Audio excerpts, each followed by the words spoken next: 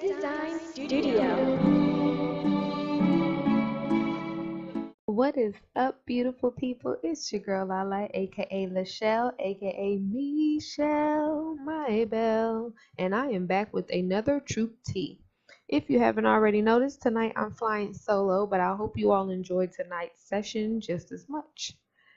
Now, our topic for this evening comes from Miss Nikki Gloom. Hey, girl, hey! And this is about when people decide to change the rules of a relationship without the consent, consideration, or even the knowledge of their partner. And you're probably like, what? Okay, so you're all probably wondering, okay, what is she talking about?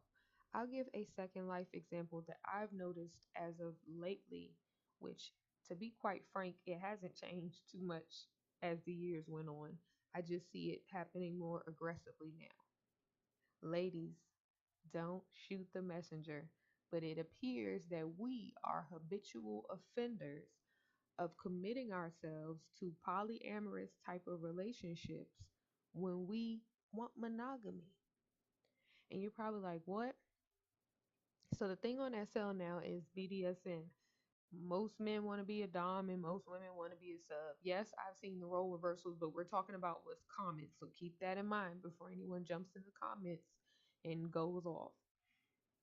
I'm finding so many women who know for a fact that they are into monogamy jumping into these more polyamorous type situations and then getting upset when they can't cope or they just come to the realization that it's not what they want. But at that point, it's too late because they've already caught feelings for said Dom, which is typically, again, the male.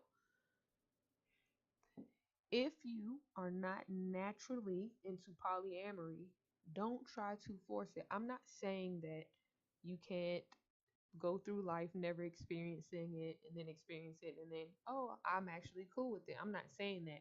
But I've watched multiple women. I've even been I don't want to say victim because I'm not a victim, but I've even experienced where these women want so badly to be in a relationship that they settle for polyamory. Not that there's anything wrong with polyamory and this to be settled for, quotation fingers, but I'm saying settling because it's not what they want.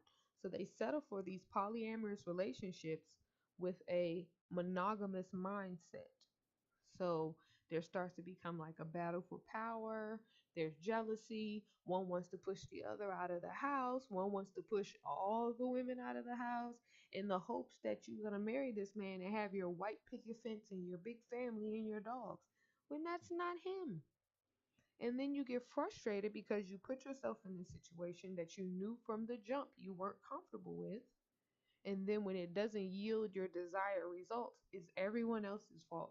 Well, he made me feel like I was the main one. Or then you have the ones who even struggle for that position. Like, okay, well, I may not be the only one, but I want to feel like I'm top dog. I want to feel like I'm next in command. Like, come on with all of that. If you're not into polyamory, if you're not into BDSM, just don't do it. Just don't. Because the moment you try to flip the script, I'm telling you right now, a true Dom is not having it, and they will send you packing before they let you disrupt their house.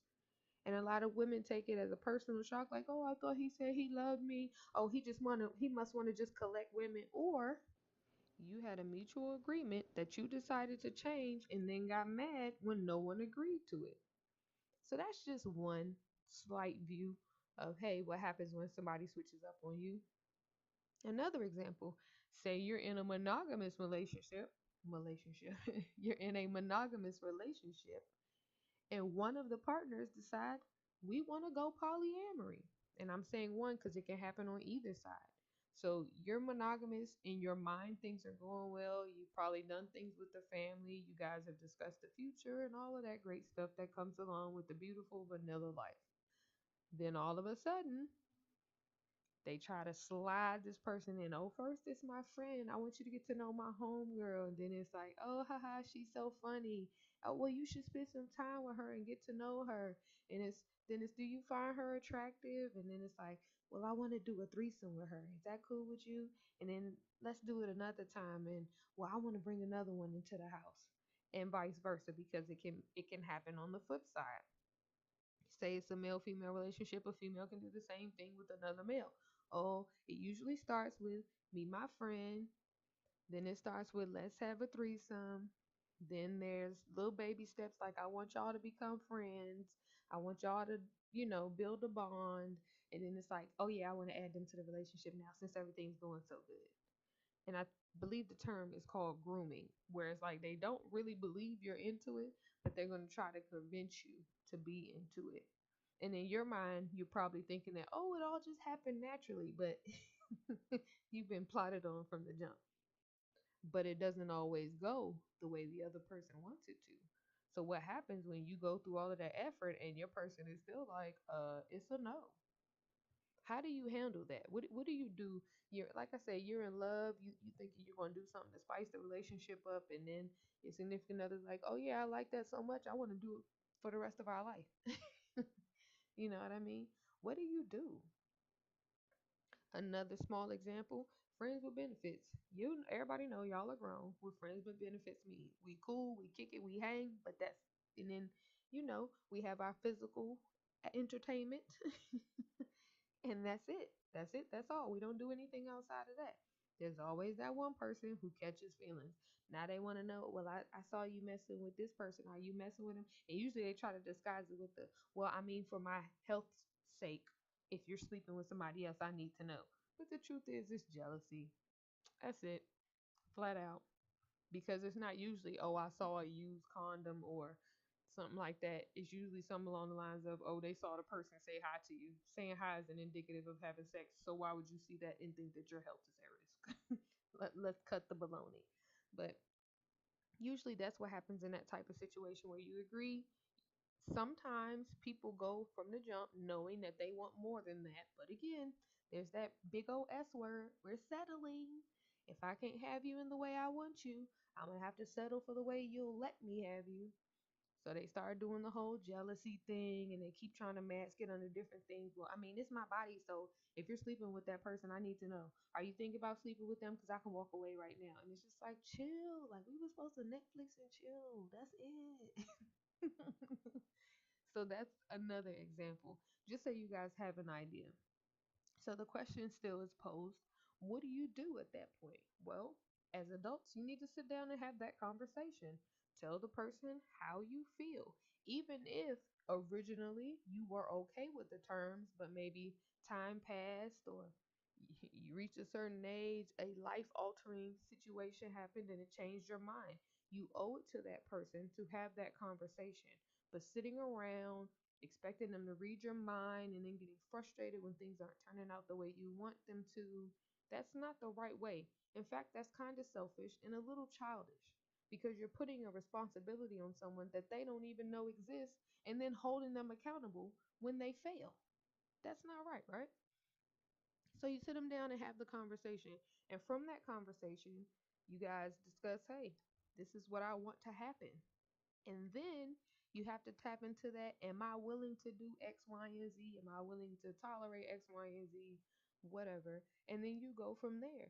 And if they give you terms that you know kidding can accept on either side, walk away. Don't pretend. Don't well, because we've been together so long, I'll just deal with it. No, walk away because that situation is not for you. And the most important thing out of that conversation is honesty. Don't say what you think they want to hear, say what you want. Because sometimes the person will be feeling the exact way, but they don't say it because they don't think you want it. So now y'all both sitting there shortchanging yourself.